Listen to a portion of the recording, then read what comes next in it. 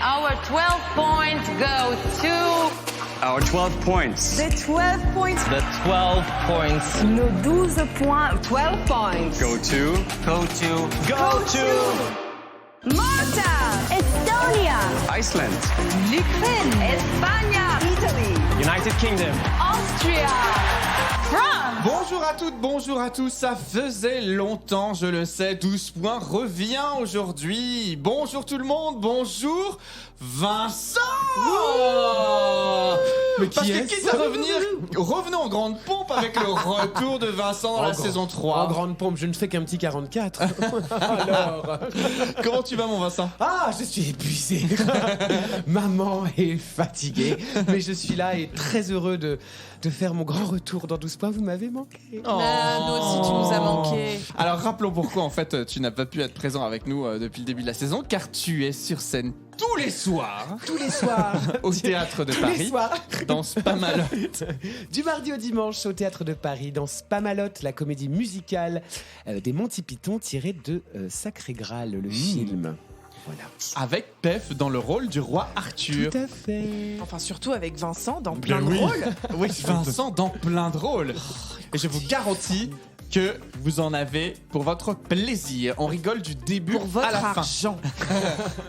Et Il y a qui d'autre du coup Agathe, bonsoir Tu es là toi aussi. Tu es là, toi aussi. Comment vas-tu? Bah, très bien. Je vais évidemment très bien. La dépression se porte bien. Les médicaments, c'est toujours OK. Double dose. Double dose. Comment va le pot de cul? Le pot de cul va bien. Oh là là, je suis heureuse. Ça ne me prend quasiment pas de temps. Non, en vrai, je suis trop contente. Voilà, écoutez, j'en chialerai. Et alors, je crois que toi aussi, en termes de productrice, tu as une petite news à nous partager aujourd'hui. Oh là là, mais c'est vrai. Mais c'est vrai, fierté. Oh, fierté. Cœur avec Écoutez, les doigts, cœur avec les bras. Hein. J'ai le plaisir de vous annoncer que je jouerai... Enfin, non, je ne joue pas, mais je mets en scène et j'ai coécrit un spectacle qui s'appelle Knack Fatal avec la drag queen Furzi von Colmar et son acolyte Flac Fontaine.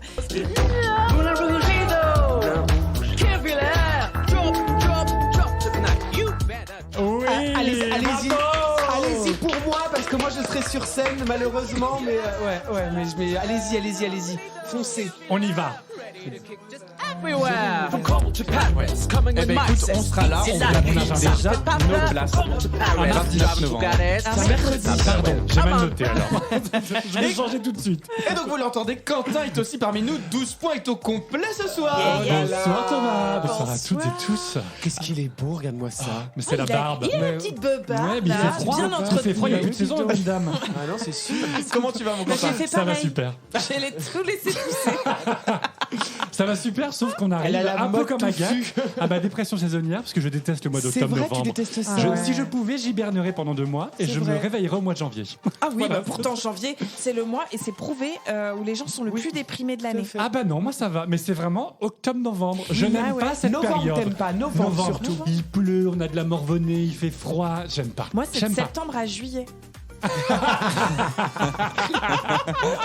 T'aimes le mois d'août, quoi. Quel idiot. C'est pas... Non mais écoutez, moi je vous le dis, profitons de rigoler, hein, parce Oui. que on va dire que... hein, Parce que voilà, le thème d'aujourd'hui, l'Eurovision et la géopolitique 2. on l'a déjà fait. Alors, on a... Malheureusement, oui. Alors au regard de l'actualité, on s'était dit qu'il fallait aujourd'hui qu'on reprenne les éléments de géopolitique qui construisent l'Eurovision et qui aussi construisent 12 points, puisqu'on aime à vous parler de l'Eurovision sous des axes différents.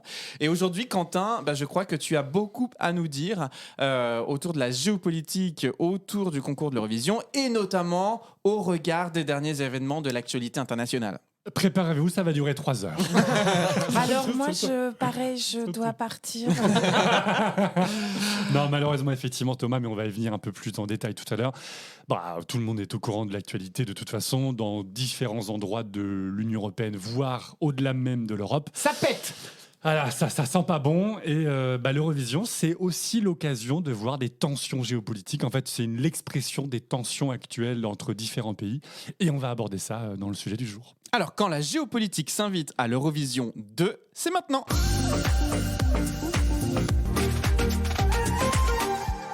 On va commencer déjà à faire un rapide état des lieux des 2 précédents conflits qu'on avait évoqués dans notre premier épisode sur la géopolitique autour de l'Eurovision. Le conflit entre l'Arménie et l'Azerbaïdjan. S'en suivra ensuite un petit récap également du conflit entre l'Ukraine et la Russie. Et puis on abordera dans une deuxième grande partie l'actualité brûlante autour notamment des territoires israéliens et palestiniens. Donc, parlons... Breaking news, rien n'est fini. Et on peut faire géopolitique 3, 4, 5. Et surtout, au-delà de ce qui se passe sur ces territoires d'un point de vue économique et géopolitique, ce qui nous intéresse ici, c'est l'incidence que ça a sur le concours d'Eurovision de la chanson, notamment. Oui. Alors, on commence effectivement par l'Arménie et l'Azerbaïdjan. Donc, vous le savez, hein, si jamais vous ne l'avez pas écouté, retournez écouter l'épisode numéro 1, géopolitique. Si vous voulez vous en payer une bonne tranche. Voilà, faites-vous une belle après-midi des primes. Pour un mois de novembre. Voilà. Il fait 8 degrés, il pleut, vous avez un rhume, écoutez ça pendant 4 heures.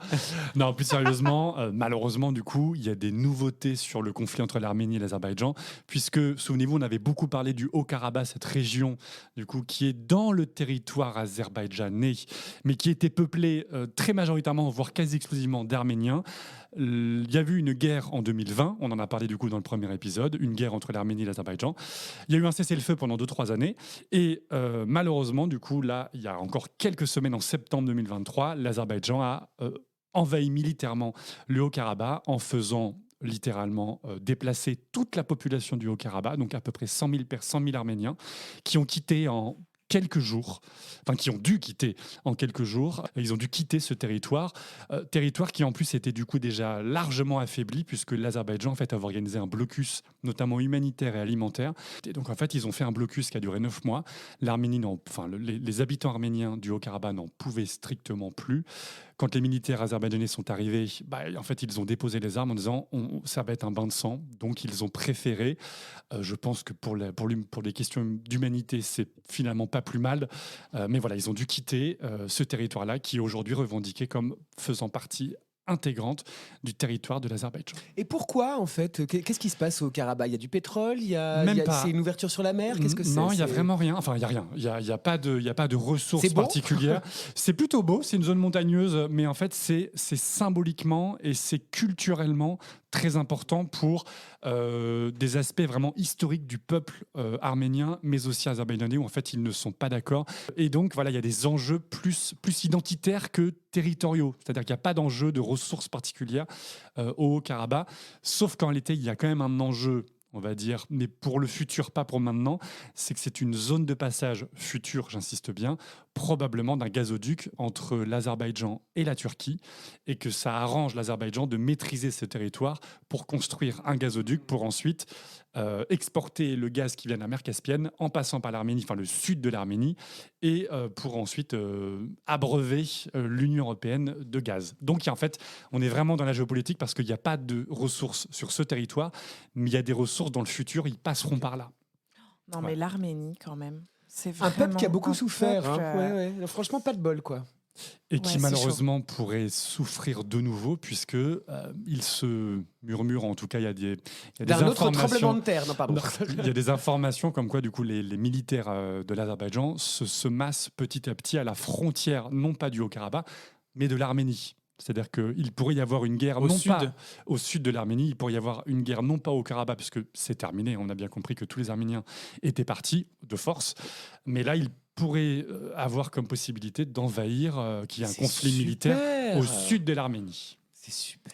Voilà. Et dans ce contexte, sur le concours de l'Eurovision, alors une parenthèse sur le junior qui aura lieu dans quelques semaines, on ne sait pas si l'Arménie du coup pourra participer au junior alors qu'elle a été annoncée comme candidate depuis des semaines. Oui, du coup ça remet ça en cause. Voilà, oui. Ça remet ça en cause. L'Azerbaïdjan en tout cas ne se présente plus au concours junior alors que c'était l'une des rares aussi possibilités pour eux de briller sur la scène internationale. en participant à l'Eurovision. Autant que la France. Disons On que a nous, gagné au l'année junior, dernière, on a hein. gagné Ah, l'année c'est dernière. vrai, c'est vrai. Rappelons Avec que le Quand même gamin insupportable. Ouais. Le concours a lieu à Nice cette année. Mais donc, du coup, l'incidence sur l'Eurovision, c'est ça, déjà, d'entrée de jeu. C'est Pour le qu'on ne junior, sait ouais, pas pour le junior. si l'Arménie participera à l'Eurovision junior cette année. Et quid ensuite de l'Eurovision classique. Et là, on ne sait pas pour le coup. Et c'est Il là va où y on peut avoir des rentrer. sanctions. Il va forcément y avoir des sanctions. C'est là où je trouve que l'UER, donc l'Union européenne de radio-télévision, comment dire, met en place une forme de deux poids deux mesures. Parce que pour la Russie, à juste titre, hein, ils ont sanctionné très rapidement la Russie et la Biélorussie en les interdisant, en les virant littéralement de l'UER, donc de participer au concours. Mais pour le moment, l'Azerbaïdjan a des plans pour l'Eurovision 2024 et pour venir tranquillement à Malmö en Suède. Donc il y a quand même une sorte de deux poids deux mesures parce que on le voit bien dans l'actualité, c'est un conflit, l'Arménie et l'Azerbaïdjan, dont on ne parle quasiment pas dans les médias en France, mais partout dans les médias européens. C'est un conflit en sourdine qui ne fait pas du tout la une. Voilà, ça pose une question aussi dans la hiérarchie des informations. Il y a un épisode dans Trait d'Union, qui est un podcast sur l'Union européenne animé par Audrey Vuettias que je vous invite à écouter. J'ai interviewé Nathalie Loiseau. Elle est eurodéputée du groupe Renew Europe. Elle est présidente de la sous-commission défense au Parlement européen et elle s'est rendue 3 fois en Arménie et 1 fois dans le Haut-Karabakh en 2021 avec des délégations. Et dans lequel elle évoque, lors de son témoignage, que contrairement à la Russie où toute la communauté internationale a condamné très vite les exactions russes sur le territoire ukrainien, là on est un peu plus mijauré. Pourquoi ? Parce qu'on a pu dire non au gaz russe, mais là c'est difficile de dire non au gaz azerbaïdjanais, mais quand bien même ça représente que 4 à 7% de nos importations, parce qu'en fait on ne peut pas dire non à tout le monde et c'est assez faux cul, on va pas se mentir. Et donc du coup à partir du moment où la communauté politique ne se prononce pas contre ce genre d'exaction, c'est difficile à l'UER de se positionner, j'imagine, vis-à-vis de ce conflit. Non, c'est sûr que derrière ça, c'est que c'est encore une fois des questions d'argent, puisque l'Union européenne, pour le coup, Ursula von der Leyen est allée en Azerbaïdjan pour signer plusieurs fois des contrats de plusieurs dizaines de milliards d'euros pour justement, comme tu le disais, compenser le gaz russe qui a été coupé. Et il nous fallait d'autres pays auxquels on pouvait s'abreuver en gaz. Et le gaz azerbaïdjanais, il est disponible, il est pas cher et il est facilement accessible. Et donc on ferme les yeux sur des éléments qui sont des plus petits conflits, mais qui sont quand même catastrophiques d'un point de vue humanitaire pour les Arméniens, pour les habitants du Haut-Karabakh. Comme quoi, il y a du deux poids, deux mesures, y compris dans les conflits de l'Union européenne. Deuxième petite mise à jour par rapport à notre précédent sujet, c'est le conflit russo-ukrainien, justement. On en est où ? C'est pas terminé. Ça fait bientôt 1 an et demi, voire 2 ans, que le conflit... En février, ça fera 2 ans, donc presque 2 ans. Sachant que si vous vous souvenez, on a enregistré la veille, donc on a enregistré le premier épisode géopolitique la veille de la déclaration. Moi, je me suis fait larguer l'avant-veille. Voilà, c'est pour ça que je me souviens particulièrement bien. J'étais là. Ouais. J'étais là à te ramasser dans ta cuisine, je me rappelle très bien. Décidément, c'est un épisode joyeux. Le conflit perdure et en termes de revision, comme on l'a évoqué tout à l'heure et comme on l'avait déjà évoqué pour le premier épisode, la Russie est toujours interdite en fait de participation, de vote et de télédiffusion et de diffusion du concours. C'est-à-dire qu'en fait, elle a été virée de l'UER. Donc c'est pas eux qui sont partis, c'est l'UER qui s'est réuni en disant vous ne pouvez plus participer au concours Eurovision de la chanson. L'UER a utilisé, il faut quand même le préciser, une espèce d'entourloupe un petit peu juridique. Ils n'ont pas été virés au motif qu'ils ont déclaré la guerre à l'Ukraine. Non, ils ont été virés au motif que le télédiffuseur russe ne respectait pas la liberté de la presse et ne respectait pas l'impartialité journalistique, notamment dans le traitement du conflit avec l'Ukraine. Donc, tu vois, l'argumentaire qu'ils ont utilisé, c'était ça. Et de ce point de vue-là, Thomas, on peut tout à fait critiquer aussi l'Azerbaïdjan, parce que le télédiffuseur azerbaïdjanais, qui appartient à l'État d'Azerbaïdjan, fait des fake news matin, midi et soir, H24, et pour autant, aucune sanction. Ouais, très curieux, très curieux. Alors pour autant, l'Ukraine, elle, se prononce toujours participante à l'Eurovision à l'Eurovision Junior comme à l'Eurovision classique. Et là, il y a moins de doutes quant à leur participation parce qu'ils ont les capacités, malgré tout, et malgré l'état du conflit, de eux pouvoir continuer à se produire. Alors, souvenons-nous, on avait eu un doute l'année dernière sur est-ce qu'il y allait avoir un deuxième élan de cœur sur les votes pour l'Ukraine. La réponse est non. La réponse est non. Enfin, L'être humain est un connard. on a un peu, on reprend goût au concours en dehors du conflit, mais est-ce que les résonances qu'il va pouvoir y avoir sur les conflits actuels seront visibles au prochain concours de l'Eurovision? Ça, on va en parler dans quelques instants. Et puis, de toute façon, ça dépend aussi des chansons qui sont envoyées. Il y a eu une résonance quand même en 2022 quand l'Ukraine a gagné, parce que la chanson a évoqué quand même assez directement une histoire d'enfants qui vont, alors c'était pas dit à la guerre, mais qui retournent dans leur village natal en voyant leur grand-mère, etc. Donc, il y avait quand même une sorte de parabole avec la situation actuelle. Donc, si par contre la chanson n'a rien à voir avec cette thématique, il n'y aura peut-être pas de lien évident avec le conflit. Alors, si vous voulez réécouter plus en détail les conflits entre l'Azerbaïdjan, l'Arménie et la Russie et l'Ukraine, on vous invite à écouter l'Eurovision Géopolitique 1, qui est disponible dans le podcast sur toutes les plateformes de streaming. Eh bien, merci beaucoup Quentin pour cette petite piqûre de rappel qui nous met dans une bonne ambiance. Et accrochez-vous parce que le double effet qui se coule Il n'y a arrive. plus de bière au frigo. Et je vous propose qu'on enchaîne tout de suite avec justement l'état de l'actualité sur d'autres conflits dont tu vas nous parler incessamment sous peu.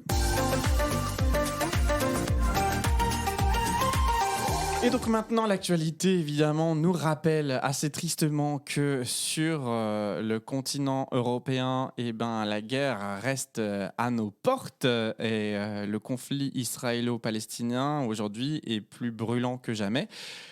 Quentin, je te donne la parole justement pour nous tenir au courant de cette actualité et quelle est son incidence au sein du concours Eurovision de la chanson. Alors déjà, il faut faire un petit rappel quand même, parce qu'on a des remarques de temps en temps. Mais pourquoi Israël participe à l'Eurovision? C'est pas l'Europe, c'est pas le continent. Ah oui, pourquoi merci Thomas. Merci de poser la question. Bon déjà, souvenez-vous, pour être membre de l'Union européenne de radio-télévision, ce qu'il faut, c'est... Un chèque. Alors, aussi, mais il faut être dans la zone européenne de télédiffusion. Sous les satellites. Exactement. Ah. C'est ça la raison. C'est ça le savais pas, premier moi. critère. Il faut être sous cette zone-là. Et à ce petit jeu-là, Israël y est, l'Irak y est, Je l'Égypte pensais y juste est. que c'est parce que leur drapeau était joli. Aussi, c'est vrai que c'est un très beau drapeau. Moi, je suis très nul, Fun with Flags. J'adore. Si, c'est blanc avec, Avec l'étoile. Oui, l'étoile, c'est très l'étoile beau. bleue. Et donc voilà, il y a Préfère comme le ça. drapeau grec. Ça n'a rien à voir. Oui, mais Bah, c'est bleu et blanc. il est pas symétrique, donc moi je préfère Israël. Moi, j'aime bien le drapeau grec Moi, parce j'aime qu'il bien me le drapeau rappelle grec. Meryl Streep. Ma mamie. Qui commence ce soir d'ailleurs au Casino de Paris. Voilà. Alors, en tout cas, voilà. Donc, n'oubliez pas déjà, à partir de ce moment-là, Israël peut participer puisqu'elle est dans la zone européenne de télédiffusion. Voilà. Israël démarre sa première participation au concours en 1973. Donc ils arrivent quand même plutôt tardivement dans l'histoire du concours. Et ce qu'il faut bien comprendre, parce que ça va avoir un impact sur le conflit actuel, c'est qu'à la toute base, il n'y avait pas des conflits, des guerres israélo-palestiniennes, mais il y avait des conflits entre l'État d'Israël et des États arabes autour de l'État d'Israël. Et donc il y a eu plusieurs guerres, on ne va pas refaire de toute Parce façon que la l'historique. Palestine n'était pas encore déclarée. Exactement, la Palestine n'était pas encore déclarée comme du coup ce n'est pas un État, mais comme un territoire palestinien, puisqu'à la toute base, c'est une colonie britannique, à partir des années 1920, c'est une colonie britannique qui occupe ce qu'on appelle la Palestine, mais qui aujourd'hui recouvre les territoires palestiniens et l'État d'Israël d'aujourd'hui. Donc c'est de la Palestine, c'est une colonie. Puis, pendant la Seconde Guerre mondiale arrive, le Royaume-Uni progressivement se retire de toutes ces colonies partout dans le monde, y compris de la Palestine. Et surtout, l'ONU décide, suite à la Seconde Guerre mondiale, d'octroyer le droit à Israël d'avoir un État, et donc aux Juifs du monde entier d'avoir un État, un endroit... 1948. Exactement Vincent. D'avoir un État, d'avoir un territoire sur lequel ils peuvent vivre en paix, ou en tout cas d'avoir une zone sécurisée sans risquer des exactions, des déplacements de populations forcées ou des exterminations. On est bon là-dessus? Ça, Oui. c'est l'étape 1. Ensuite, Enfin, donc ça, c'est 48, comme l'a rappelé Vincent. Parce 49. que Vincent est né cette année-là Absolument, aussi. c'est ça. Ça ne se voit pas, c'est 1848. des crèmes très chères. Il est superbe. Ensuite, en 49, Israël s'autoproclame État indépendant et autonome, sauf qu'en 49, les États arabes autour, donc l'Égypte, à l'époque la Transjordanie qui va devenir la Jordanie, le Liban et la Syrie, ne souhaitent absolument pas, clairement pour des raisons religieuses et politiques, ne souhaitent clairement pas qu'un État juif puisse s'installer sur ce territoire-là. Donc il déclenche directement une guerre donc, de coalition. Tous les États arabes attaquent Israël, sauf que bon, l'État d'Israël étant notamment militarisé, en tout cas avec une aide militaire très importante des États-Unis, Israël arrive à repousser ses attaques et ça dure pendant comme ça 20-30 ans, plusieurs guerres, la guerre de Suez, la guerre des 6 jours, la guerre de Kippour. Donc ça dure quand même pendant 20-30 ans. Non, mais De quand même, nombreuses le rôle des États-Unis là-dedans. Et crucial. enfin, Et clairement crucial. Oui. Crucial. Ah, on n'en serait pas là sans eux. Vive Biden! Oh, bah, Et ensuite, Qu'est-ce qu'il fait en ce moment, Biden? Il sucre les fraises. Voilà, il dort. mais il est, Non, mais- dans le coma. Hein. Ouvrons une parenthèse quand même, c'est assez. Ça va pas du tout. Ça va pas du tout, ce Mais en Biden, même ouais, temps, d'accord. Et il se représente. Hein. Mais Attends, non. enfin, Si. Mais elle est où Kamala Harris. Kamala Alors, Harris. Eh Kamala ben, Harris. c'est la grosse déception. Mais parce Ouais. que, C'est enfin, la grosse et elle est- déception. on de- nous l'a vendue comme Absolument. voilà, powerful woman et tout machin comme ça. Elle est pas là, hein, la Ouais, dame. je suis Alors, d'accord non avec toi. seulement, effectivement, ce n'est pas une powerful woman, mais en plus, elle a des positions politiques à faire pâlir la droite française. Donc, À faire pâlir tous les marquis de Sade. en vrai, c'est peut-être pas plus mal qu'elle ne soit pas présidente des D'accord. États-Unis.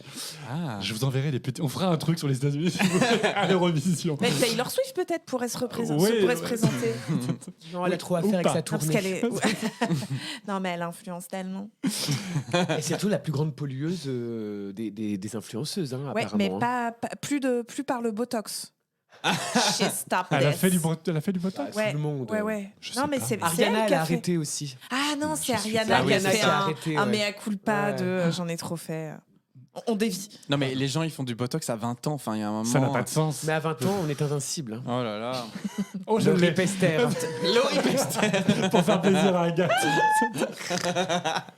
Who the fuck is Laurie Pester? Réponse dans un prochain épisode. Bon, revenons aux choses moins drôles et pour quitter Laurie Oh là Pester. là, parce que c'est vrai qu'on quel se- rabat-joie. Mais oui, parce qu'on a des choses à dire. Voilà, donc ça dure pendant 20-30 ans, c'est compliqué. Et à partir des années 70, il y a quand même un basculement qui arrive. C'est-à-dire que les États arabes autour d'Israël, pour de multiples raisons politiques, mais aussi par état de fait, c'est-à-dire qu'en fait, ils n'arrivent pas à lutter contre l'existence de l'État d'Israël, progressivement, ils reconnaissent l'existence et la légitimité de l'État israélien. Donc on est pile dans les années 70 et ça coïncide parfaitement avec l'arrivée d'Israël au concours. Mais c'est là où un nouveau type de conflit remplace les conflits précédents, c'est que cette fois, dorénavant, c'est la minorité palestinienne, en tout cas c'est le peuple palestinien sur les territoires israéliens qui demande son autonomie et qui demande lui aussi à avoir un État. Et c'est là où l'État d'Israël n'est pas très objectif, c'est-à-dire qu'ils revendiquent à juste titre l'existence de leur État, mais ils refusent que les Palestiniens puissent avoir leur propre État. De multiples conflits et guerres internes à l'État d'Israël se déclenchent. Et tout au long de l'Eurovision, depuis la première participation d'Israël en 1973, ce conflit israélo-palestinien, mais même aussi d'ailleurs des anciens conflits entre Israël et d'autres pays arabes autour, en fait, sont évoqués dans de nombreuses chansons. Avec des messages sionistes, en Ex- veux-tu, en voilà. Voilà. Parfois c'est sioniste, parfois c'est au contraire des messages de paix. Donc voilà, il y a. C'est-à-dire Est-ce que tu as les- des idées de chansons comme ça Mais qu'on pourrait je- diffuser pour mais avoir des bien petites sûr, idées? Bien sûr. Je vous propose qu'on démarre tout de suite avec 1974. Donc la deuxième participation d'Israël au concours, qui s'appelle, alors en hébreu, mais je ne sais pas le prononcer, Natati Lahai. Je ne sais pas le prononcer. Alors on écoute un petit extrait.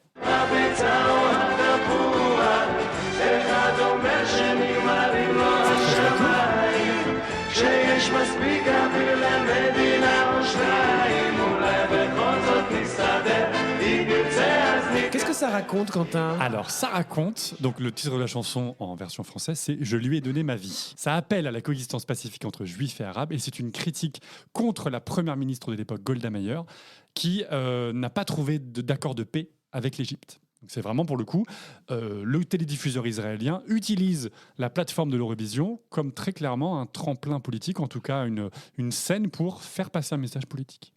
Intéressant, hyper intéressant. Mais alors j'imagine que c'est pas la seule prise de position et parole sur la scène Eurovision par Israël. Et non, et là Agathe va être contente parce qu'on a déjà évoqué cette chanson C'est mes chouchoutes. quand on a fait le débrief de l'Eurovision 1976. On a donc 3 chanteuses, Yardena, Routi et Lia, ou Léa, je ne sais pas. C'est Léa. Voilà, Ouais. très bon accent. Absolument.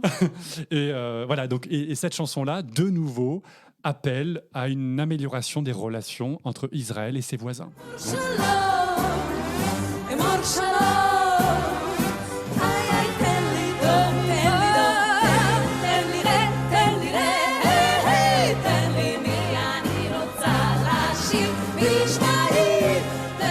Ah, c'est complexe musicalement, hein.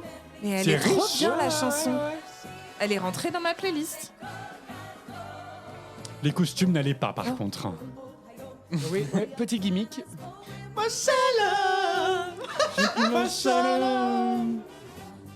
évidemment, on ne comprend que Shalom. Et on continue, quelques années plus tard, 1979, deuxième victoire d'Israël à l'Eurovision, avec Gali Atari qui chante Alléluia. Et très clairement, c'est une chanson pacifiste et qui prend un sens particulier dans le timing, puisque 5 jours avant la finale de l'Eurovision, Israël signe un traité de paix avec l'Égypte.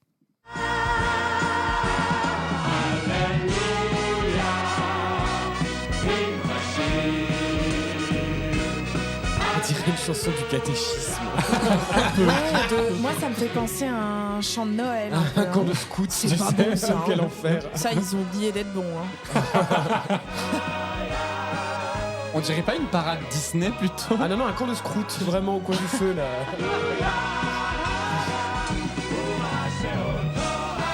En tout cas, Alléluia. ils ont gagné. Voilà. Ah Ils bon ont- eh oui, Bah, merci. ils ont gagné avec cette Deuxième chanson. victoire.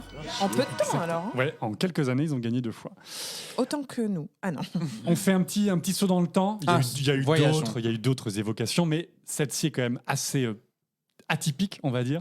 On va dans les années 2000 avec le groupe Ping Pong Tout à fait. qui oui. représenta Israël à l'Eurovision. Ah, puis alors là. Et là, ils y sont allés franco. Ah ouais. Alors, il y a plus d'un titre. Tractopelle. Bon, déjà, avant même de parler de la chanson en tant que telle, c'est un groupe parodique. C'est-à-dire que ce ne sont pas les chanteurs. Ils ne savent littéralement pas chanter. Et on le comprend au bout de la 8e seconde de la chanson. Du début à la fin, on a l'impression d'être dans une kermesse où tout le monde est ivre et personne ne comprend rien. Donc c'est une chanson parodique. Et l'État d'Israël a voulu tout faire pour empêcher ce groupe d'aller à l'Eurovision, de chanter cette chanson. Parce que du coup, ils ont même fait un communiqué, le gouvernement officiel d'Israël a fait un communiqué en disant « Non mais la chanson que vous allez écouter ce soir, qui soi-disant représente Israël, n'est pas du tout liée à Israël et nous ne cautionnons pas la chanson et ce qu'ils vont faire sur scène. » Donc ils savaient en fait que ce groupe-là allait faire très clairement, ils ne savaient pas encore quoi, mais ils savaient qu'ils allaient faire quelque chose. Ça n'a pas loupé. Au bout d'1 minute de la chanson, 2 hommes, donc deux chanteurs du groupe s'embrassent sur scène. Autant vous dire qu'en Israël, ça fait scandale. Et encore pire pour l'État d'Israël à cette époque, dans les années 2000, c'est qu'à la fin de la chanson, les chanteurs, les choristes et les chanteurs, et donc là, en fait, ils secouent des drapeaux israélien et syrien, puisqu'il y avait des tensions très vives entre ces 2 pays dans les années 2000. Donc autant vous dire que ça a déclenché clairement une polémique énorme en Israël. Quand ils sont rentrés à l'aéroport, ils ont été acclamés par une partie de la population, mais décriés par l'autre partie, qui était pro-israélienne. Voilà, donc ils sont passés aux oubliettes de la politique israélienne. Et d'ailleurs, en 2019, quand le concours est organisé à Tel Aviv, tous les anciens gagnants ont été, ou à défaut des gagnants, en tout cas les chanteurs marquants ont été invités à reperformer. Bizarrement, le groupe Ping Pong n'a pas été invité. On comprend bien pourquoi. Écoutons un petit extrait.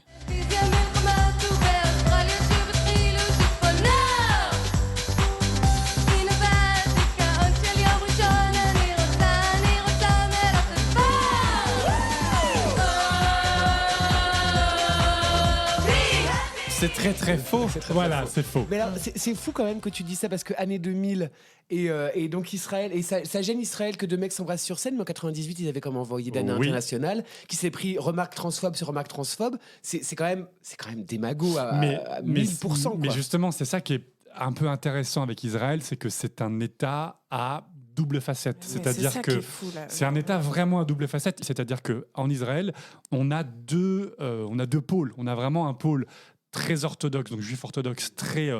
pardon d'utiliser les mots, très sectaire, pour ne pas dire une forme d'extrémisme religieux. Et de l'autre côté, notamment à Tel Aviv, où tout ce qui est très progressiste, et les deux parties s'affrontent, les deux parties de la population s'affrontent, et ça se retrouve dans leur choix politique. C'est-à-dire que là, par exemple, actuellement, Benjamin Netanyahou, très clairement, dans son gouvernement, il y a la moitié des ministres qui viennent de l'extrême droite, donc des juifs orthodoxes, et il survit politiquement grâce à ça. Tandis que dans les années 90, quand c'était Yitzhak Rabin, lui, au contraire, il était très progressiste. Et donc, en fonction de qui est au pouvoir en Israël, il n'envoie pas les mêmes chansons et il n'envoie pas le même message politique derrière. Donc, c'est un pays vraiment un peu schizophrénique, un peu comme les États-Unis où il y a des pôles très opposés entre typiquement Trump ou Biden. Alors après, je ne suis pas certain que ce soit la couleur politique du gouvernement en place qui fait envoyer les chansons, parce que sinon on n'aurait pas eu You Know I Am qui a représenté l'Israël il y a 2 ans à l'Eurovision, qui là pour le coup, franchement, s'assumait clairement homosexuel. Alors, c'est là où c'est plus subtil, c'est que n'oubliez pas que pendant un an et demi, Netanyahou n'était plus Premier ministre. C'est vrai. À ce moment-là, il était avant, il est revenu là depuis 2 ans. Ah, c'est vrai. Mais surtout, Benjamin Netanyahou a très bien compris que en termes d'image publique, Pour le rayonnement, pour l'État, bien sûr. pour l'État d'Israël, pour avoir fait une bien. image plus acceptable sur la scène internationale, spécifiquement scène européenne, il faut envoyer des chansons comme ça qui montrent qu'Israël est un pays ouvert sur le monde, culturellement flexible et très ouvert sur les minorités. Et d'ailleurs ça, il n'y a pas de secret, ils ne sont pas les seuls à le faire. Hein. La Russie l'a fait plusieurs fois. Alors, il y a un autre duo qui a été assez marquant à l'Eurovision, justement sur la participation d'Israël. Est-ce que tu peux nous en parler, Quentin ? Oui, moi c'est ma chanson coup de cœur. 2009. Exactement, avec Noah et Mira, qui ont chanté There Must Be Another Way. Donc il doit y avoir du verbe devoir, hein, c'est pas il peut, c'est il doit y avoir un autre chemin que la guerre, on le comprend bien, puisque du coup Noah est une chanteuse israélienne et Mira est une chanteuse israélo-arabe, donc elle est israélienne mais elle est arabe. Et c'est la première fois. C'est une chanteuse bulgare. Oui, parce que on va en parler dans quelques instants. Ah. Et donc, du coup, Mais en tout cas, voilà, c'est la première fois où sur scène, ça chante en arabe, ça chante en hébreu, et c'est clairement un message de paix envoyé sur la scène du monde entier, sachant que ça se déroule à Moscou en 2009, donc tout va très bien. Ah ouais, sacrée année alors 2009. et c'est dommage parce que c'est en vrai, hein, objectivement, c'est pas très beau. Oui, voilà. Ah, c'est vrai ? Non. Le message est très beau, mais c'est vrai que ça chante pas très Alors, bien. Ah non, écoutons. non, c'est pas tant la voix, c'est la chanson qui est pas très bonne, je trouve. Ouais. Must be another way. דרך ארוכה נעבור, דרך כה קשה, יחד אל האור, עינקי בתעול, כולל חוף איסור. And when I cry for both of us, my pain has no name. Cette petite phrase, hein, quand je pleure pour tous les deux. Typiquement, vu l'actualité, on ne pleure pas que pour des Israéliens, on ne pleure pas que pour des Palestiniens tués dans les bombardements, on pleure pour les deux. Et du coup, le message, on comprend bien que quand les deux chantent ça sur scène, là, pour le coup, c'est clair. Enfin, là, Et on malheureusement, comprend bien. 15e place, un truc dans le Ils genre. ont fini hein. dans les choux. Ouais. Ils ont fini dans les Je choux. trouve ça pas si mal, moi. Moi, C'est daté maintenant. En vrai, c'est pas très bon. Et en fait, surtout On a dans la connu largement soirée pire. de cette finale, ça passe un peu inaperçu. Alors- Voilà. Ah, tu vois, moi, Mais le message est très beau, hein. Je Le me message est pose une magnifique. question pour un gars qui regarde l'Eurovision sans trop se poser de questions. Est-ce qu'on gagnerait pas à afficher les paroles des chansons à l'écran ? Ah bah Mais- ça, Mais alors attention, Ouais. certains pays le font déjà aujourd'hui. Certains États, notamment scandinaves, mettent les paroles pour que les téléspectateurs en fait comprennent ce qui est chanté. Et on pourrait le rendre, je pense, moi en tout cas, obligatoire. Ah ouais, c'est clair. Moi, je trouve que ça serait clairement pertinent. Bah, écoute, merci Quentin pour ce refresh sur l'impact. Ce refresh de 40 minutes. sur Puis on s'en ferait. On n'est pas du tout plombé. Mais l'Eurovision, c'est aussi ça. C'est un concours de nationalité, et du coup, qui ne peut pas faire l'écueil de ce qui se passe sur les territoires. Et je pense que cette année, alors là, on sait que notamment la participation israélienne est en pause pour le concours Eurovision de 2024, puisque la sélection nationale est en pause. On verra du coup ce qu'il en sera sur cette année, mais en tout cas, évidemment, je pense que tout le monde est de tout cœur avec l'ensemble des populations, peu importe Civile. le drapeau. Exactement. Tout à fait.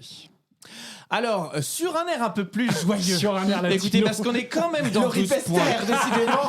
Ah ben disons, ça on l'aura entendu la peste à air. On est quand même ravis de vous retrouver dans 12 points, monsieur Vincent Escure. Et donc, du coup, je crois que vous nous avez préparé une petite surprise. Bah, comme d'habitude, enfin, j'allais pas Ah, revenir c'est les mains vides.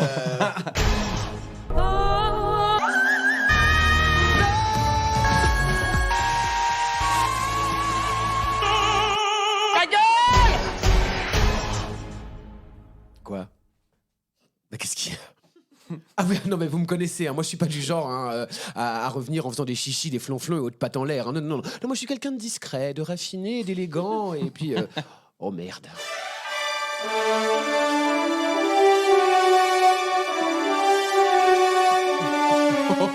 Bonjour 12 points. Bonjour chers auditeurs et auditrices. Bonjour chers charmants et estimés collègues. Oui, oui c'est moi. Je vous ai manqué. Oui. Quoi? Hein? Pardon Thomas? Ah, c'est pas en accord avec l'épisode d'aujourd'hui? Oups, la tuile. Oui, on parle de quoi déjà? De guerre? Ah oui, oh. Oh, affreux la guerre. Oh, la guerre c'est affreux, c'est c'est nul, c'est... Bon, excusez-moi, j'y arrive pas. J'y arrive pas, oui, alors, oui, j'ai une conscience politique, hein, oui, je suis terrorisé par ce qui se passe sur notre planète aujourd'hui, mais j'ai également cette indécrottable manie de always look on the bright side of life, hein, voyez, vous l'avez l'instant promo, vous l'avez, hein, ouais. De Paris du mardi au dimanche jusqu'au 7 janvier. Je m'étais déjà rongé les sangs lors de la précédente édition de l'épisode géopolitique parce que c'est toujours un peu délicat d'essayer de faire rire alors que la situation ne s'y prête pas. Et si on doit se confronter à l'éternelle question de peut-on rire de tout, j'apporterai mon élément de réponse qui serait non. Mais on doit rire de tout. Et même si nous nous trouvons dans une sorte de vortex de l'horreur en ce moment, hein, sachez qu'au concours de l'Eurovision, en termes de politique, les hurleuses ont leur mot à dire. Enfin, les pays envoient des hurleuses dire leurs mots. Hein, c'est plus dans ce sens-là. Hein. Et puisqu'on en est réduit à instrumentaliser un concours de chansons pour faire passer des messages politiques, je vous propose d'analyser tout ça avec ce qu'on sait faire de mieux chez 12 points, une remise de prix. Ah oui!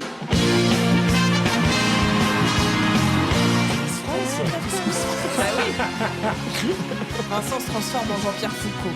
Bonsoir. J'adore ce générique. Est-ce qu'il y a le monsieur Link pour les votes? Alors attention, on a de la grosse palmasse à distribuer aujourd'hui, hein, j'espère que vous êtes prêts. Et puisque Quentin a été assez aimable pour nous classer cet épisode par conflit, faut dire qu'il a le sens de la fête lui. Hein. Ah bah oui, je vous jure, hein. N'hésitez pas à louer pour vos soirées mondaines, vous allez vous voiler. Je vais donc traverser.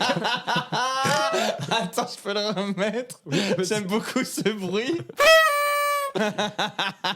Je vais donc traverser ces mêmes conflits à travers le prisme des hurleuses, bien sûr.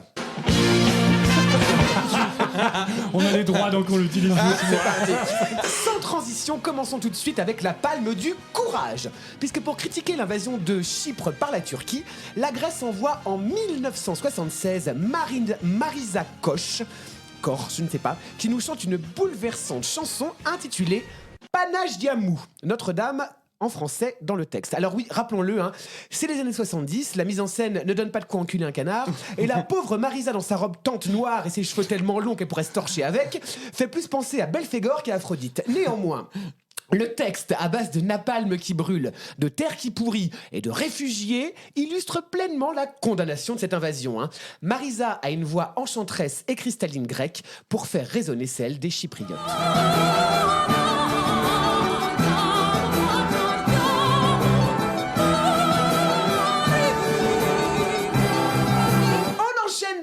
bonne humeur avec allez, on se fait plaisir, hein, le conflit israélo-palestinien.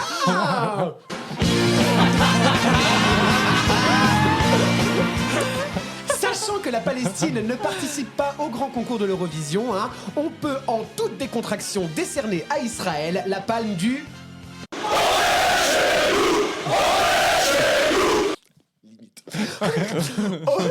D'ailleurs, on a vu tout le monde a tous Au fil des ans, Israël nous a bombardé de messages sionistes par ses nombreuses participations en 83, en 91 ou encore beaucoup plus récemment en 2019 où le concours se déroule à Tel Aviv et où, rappelons-le, tout message politique concernant le conflit israélo-palestinien était interdit, ce qui n'a pas... gêné Madonna entre deux fausses notes de passer un petit message d'ailleurs. Hein. Néanmoins, tranquillement, à base de tranquillade, comme disent les jeunes, le chanteur Kobi Marimi n'a pas hésité à brailler avec plus ou moins de subtilité qu'il était chez lui. No, I'm done, I'm coming, no.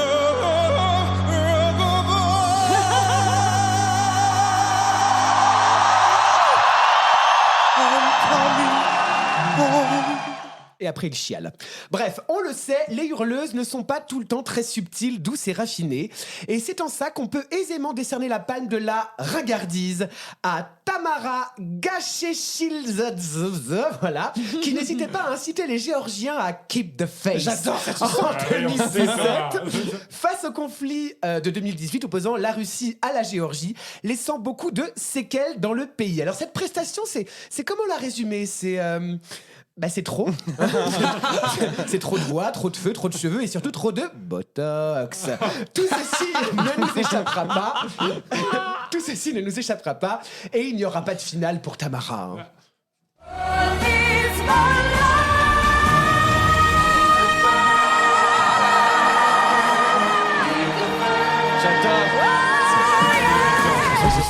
Je m'en rappelle très bien. Et là, je vous vois trépigner d'impatience sur votre fauteuil. Mais quand est-ce qu'il va nous en parler ? On n'en peut plus. Allez, Vincent, allez.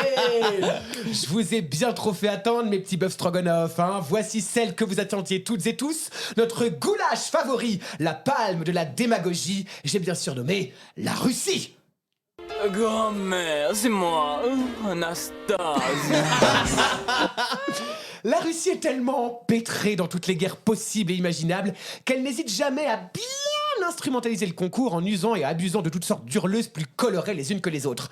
On a donc juste après l'annexion de la Crimée en 2014 les sœurs Tolmachevi ou les sœurs bascules comme les appelle Quentin, reliées par la queue de cheval sur un pèse-personne géant qui nous incite à montrer de l'amour aux gens.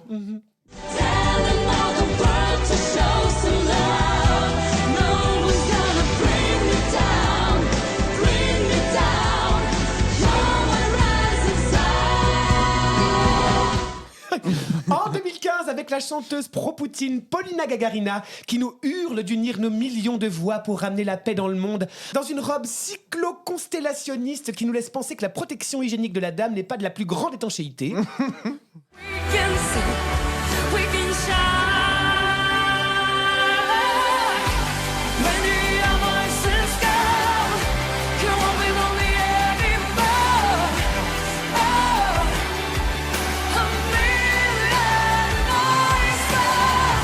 En vrai, je taille, mais je trouve cette chanson géniale. Tellement géniale que j'ai honte de l'aimer d'ailleurs.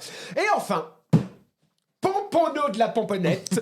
N'hésitons surtout pas, la Russie en 2018, à planter en haut d'un volcan notre meilleure hurleuse handicapée, Yulia Samoylova, histoire de bien faire pleurer dans les chaumières et de dire par la suite, regardez, notre chanteuse ne passe pas les demi-finales parce qu'elle est handicapée. Non, c'est juste parce que ta chanson est pourrie. Et quand bien même Yulia, dans son cratère, a les fesses au chaud, elle chante faux.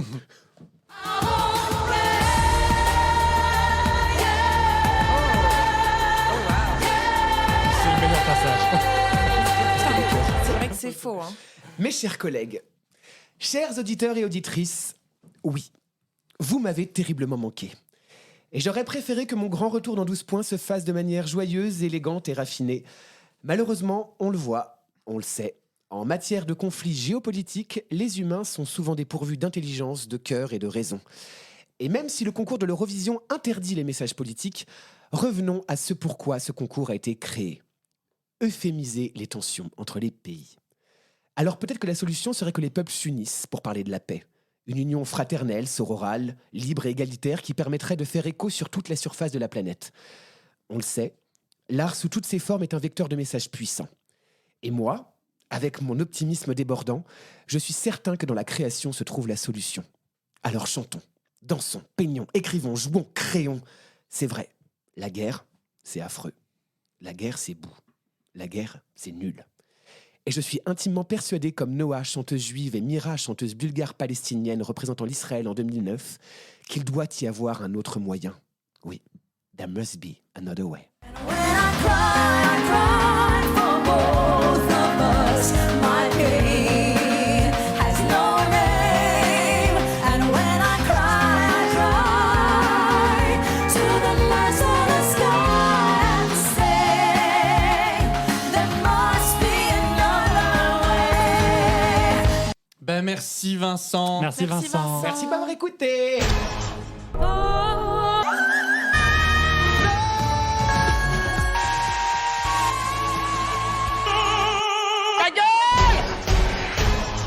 Quel beau retour dans 12 points. Alors je sais que l'épisode n'est pas rigolo, mais j'ai pensé qu'il était indispensable qu'on fasse cet épisode pour ne pas passer à côté de cette actualité qui malheureusement existe bien.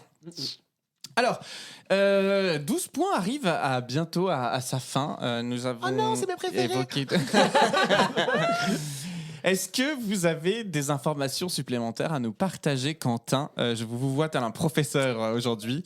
Moi, je voudrais juste qu'on reparle de Miss Volcan, là. Ah oui, Julia. Julia. En fait, parce que tu l'as donc, elle a candidaté du coup à représenter la Russie en 2018. Et 2017 d'abord. Mais oui, voilà, tout à fait, c'est-à-dire qu'en fait, il y a eu un gate en 2017. Donc, qu'on comprenne bien, on est en 2017. C'est l'Ukraine qui organise, parce qu'elle a gagné avec Jamala en 2016. Et sauf que Yulia, donc c'est une Russe, mais surtout, elle a donné des concerts en Crimée.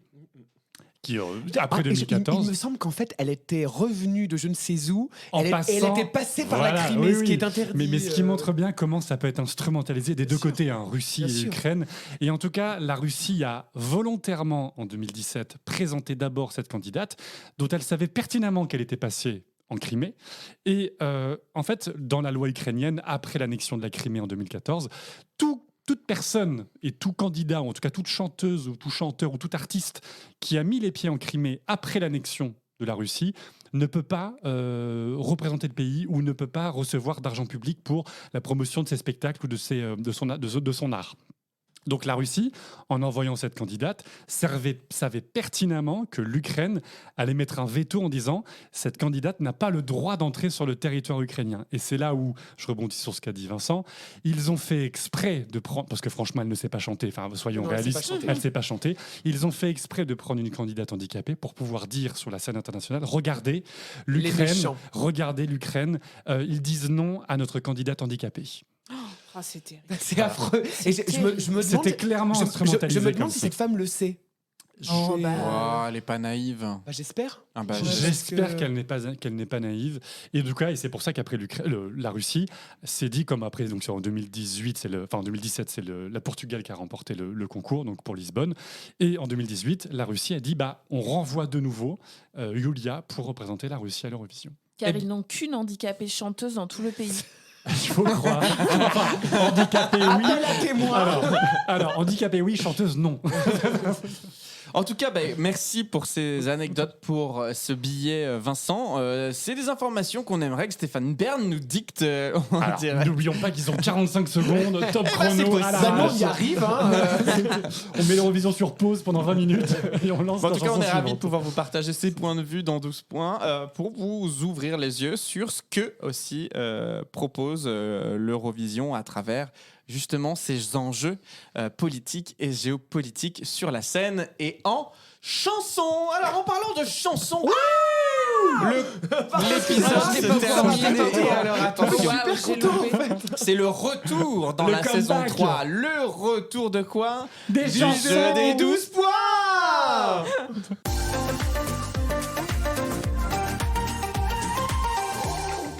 Alors écoutez, ne perdons pas une minute. Je vous rappelle que nous avons 1 minute 30 par personne pour aller défendre une chanson qui clôturera l'épisode ce jour. Vincent, est-ce que t'es prêt C'est à à moi de commencer. reprendre le Mais alors, flambeau? attends, Oui. comment on fait du coup c'est Agathe qui va nous départager. Alors, est-ce que c'est nous chaud, aussi on non, vote non, et non. elle vote en plus? Ah On oui, fait comme Agathe, tu d'habitude, votes. et Ouais, tu voilà, votes en je plus. vote en plus. Alors on Très fait bien. ça. Alors on fait Tu ça. ne peux plus. Voilà. Maya, si tu nous entends. Et donc du coup. Arrêtez tout. J'ai oublié de taper sur quelqu'un. Oh oui, oui, je te vois là-bas dans le fond qui essaie de te cacher. Non, tu ne m'échapperas pas. Parce que finalement, on est là avec nos grandes phrases, on débat. Mais messieurs, dames, connaissez-vous la raison number one de tous les conflits mondiaux? Ce qui pousse ce con d'humain à se taper dessus? Eh ben, ce n'est pas l'égalité, ne rêvez pas, ce serait trop beau. Messieurs, dames, nous tapons dessus pour une seule et même raison. J'ai bien entendu nommer le pétrole. Et là vous vous dites impossible. Personne ne peut envoyer une chanson sur le pétrole à l'Eurovision. C'était sans compter sur Adja Pekan qui en 1980 représente la Turquie avec sa chanson Le roi du pétrole. Quoi de mieux un an après le choc pétrolier de 79 que de faire l'apologie de l'or noir dans une chanson afin de vanter les mérites de ce liquide qui fait marcher ma torpedo et aussi le briquet qui allume mes cigarillos. Oh là là. Sans trop vous en dévoiler, cette chanson est une véritable perle, tant les paroles sont absurdes sur fond de musique berbère. On ne sait plus si l'interprète, la sublime Adja Pekan, s'amuse des clichés qu'elle déblatère ou si elle y croit vraiment. Concrètement, ça parle d'une femme qui aime le pétrole au point de prendre des bains dedans et qui, dans sa recherche effrénée de ce précieux nectar, tombe sur le roi du pétrole qui l'a rendue folle. La dame se contente de peu puisqu'elle déclare à plein poumon que son émirat m'ira tant qu'il y aura du pétrole. Passons tous les clichés de la femme soumise face au sultan macho qui séduit sa petite zouze en raffinant le brut comme une brute, qui ferait pâlir d'horreur notre pauvre Gaga. La mélodie reste plaisante, dansante, mais surtout, on ne sait plus si on doit rire ou pleurer. Je conclurai mon argumentaire par cette phrase ô combien poétique. Ne me parlez pas de nucléaire ni charbon, il n'y a que le pétrole qui soit beau, qui sente bon. Mais c'est pas pauvre. Mais c'est magique. C'est magique. Ah, c'est magique. Je veux absolument. Pas de spoiler, écoutez la chanson. Pas de spoiler. Ah, mais c'est On écoute extraordinaire. un bout.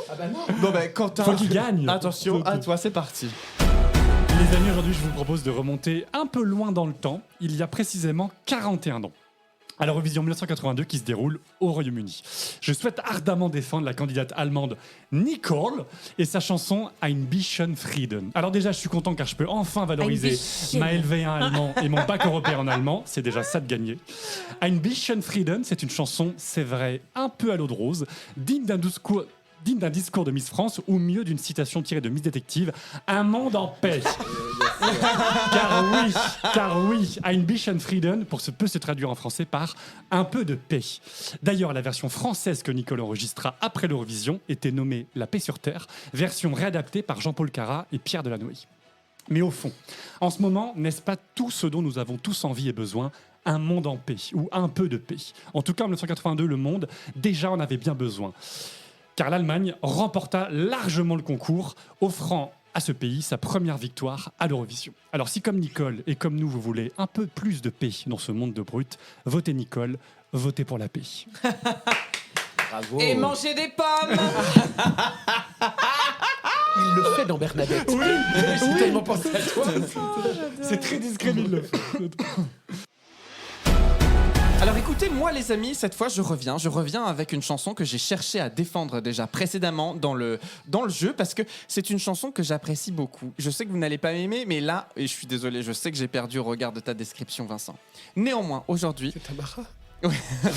Aujourd'hui, je reviens avec cette chanteuse géorgienne qui défend avec honneur et passion. Elle se relève avec courage. Avec honneur et passion, c'est sa chanson qui, moi, m'émeut. Je suis désolé, mais sa construction musicale sur Keep the Faith en 2017, qui évoque Keep the Faith, Remember You're Not Alone, Hold My Hand and Come Along, qui, sur des tons mineurs, me font chavirer, surtout quand elle hausse d'un demi-ton sur son dernier tiers. Moi, c'est une chanson qui m'émeut énormément. Laissez-le, ça l'émeut. Qui est prise tel un boléro de Ravel par des chœurs qui grossissent tout au long de la chanson et qui l'emportent pour l'emmener au 7e ciel. moi, Keep the Face de Tamara. Aujourd'hui, s'il vous plaît, votez pour moi. Merci Thomas. Merci Thomas. Merci Tamara. Je déteste ça. J'aime pas J'adore non ça. plus. Eh bien, écoutez, je nous donne 10 secondes pour voter. Oui.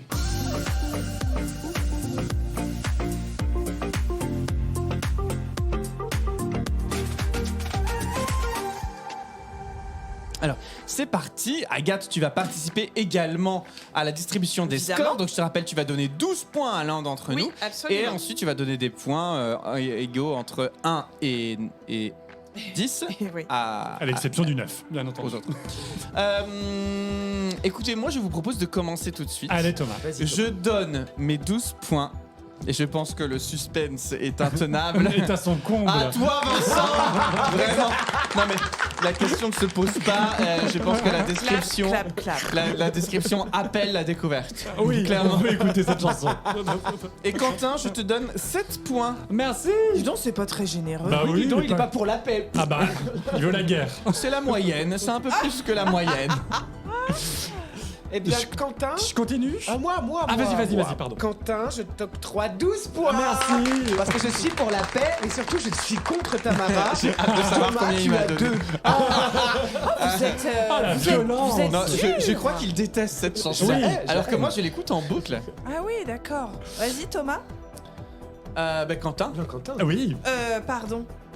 Et bah Vincent, 12 points. J'ai envie d'écouter cette chanson. Et Thomas, moi je te mets vraiment la moyenne, je te mets 6. Pour toi, Vous mais êtes- je je vous déteste cette trouve chanson. très vache. Et après, on se demande pourquoi le monde va mal. Un monde en paix. Alors que moi, j'ai été. Voilà, bon, bah, Thomas, j'ai mis 8. Voilà, parce que je suis sympa. C'est vrai que ça m'a pas donné envie, Merci. mais c'est pas grave. Je suis diplomate. Quentin, j'ai mis 10. Et évidemment, Vincent, j'ai mis 12. Triplé gagnant. Le grand retour. Alors, je vous jure, enfin, Non mais on a tous envie non, d'écouter mais cette vraiment, chanson. vraiment, c'est vraiment pour la blague parce que c'est vraiment de la merde. Hein. Mais écoutez, les En rimes, version française. Ça nous a mis l'eau. les rimes sont riches ici. Voilà, donc. On Alors, va il y a une se version quitter. française, tu disais qu'il bah faut oui. écouter. Ah oui, C'est la oui. meilleure à mon avis. Ah bah c'est la meilleure parce qu'en fait sinon elle chante en turc hein, évidemment au concours de l'Eurovision, mais si vous voulez bien on va terminer du coup par Oui. la version française.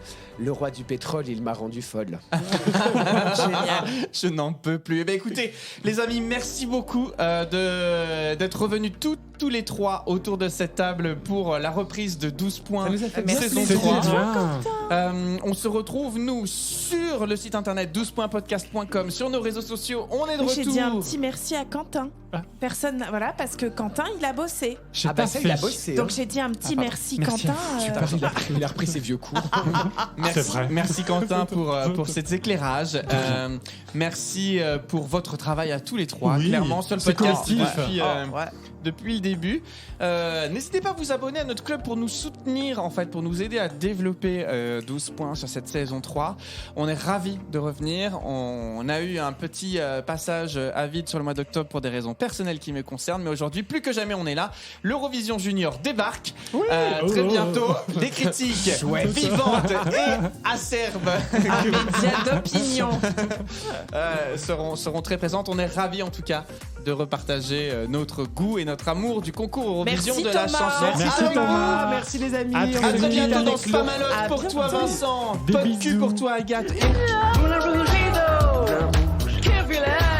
Quentin. À la fac, si vous voulez bien voir mes cours. En live. Voilà. Bisous tout le monde. À très Bisous. bientôt. Gros Merci. bisous. Écoutons cette chanson. Mets-nous le roi du pétrole. Écoutons cette chanson. Ah oui, putain. Je vais écouter ça. Vous allez voir, Ah oui, moi aussi. Ça s'appelle vraiment le roi Le roi du pétrole. Ah, mais c'est incroyable.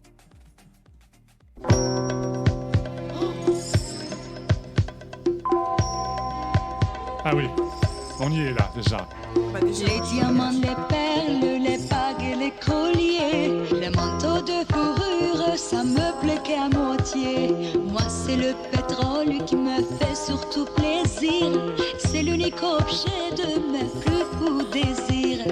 Il m'en faut pour faire marcher ma torpedo et aussi pour le briquet qui allume mes cigarios. J'aime tant le pétrole que je prends des bains dedans et j'ai fait la connaissance du plus macho marche des sultans.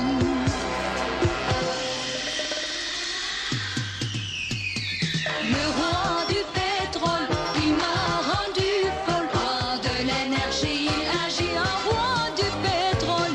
Le roi du pétrole, il m'a rendu folle. J'ai vu ses puits et puis ses barils et ma parole. Le roi du pétrole, il m'a rendu folle. Il raffine le fruit comme il brûle, c'est mon idole. Le roi du pétrole, il m'a rendu folle. Son Comme une vraie. du pétrole,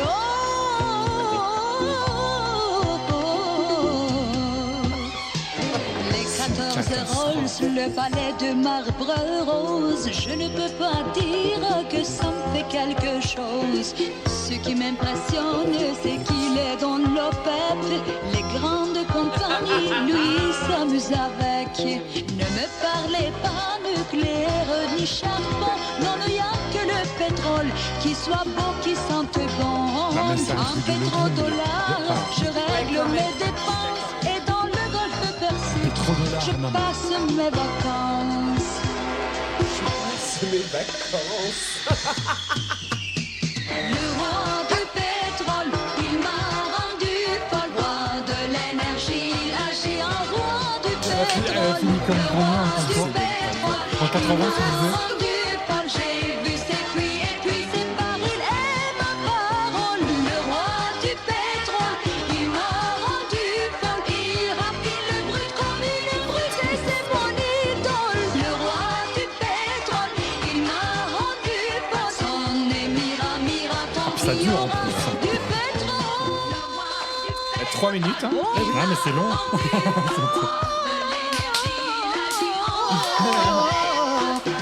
C'est pour ça qu'il faut les paroles à l'écran. Ah bah là. Ah, mais en plus, le titre anglais, c'est Pétrole. Pétrole. Attends, en turc, ça donne ça quand même. Attends, elle a fini 15e sur 19.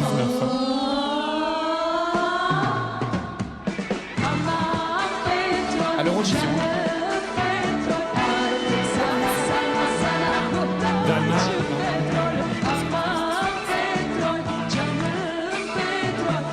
Ça va être pas le roi du pétrole.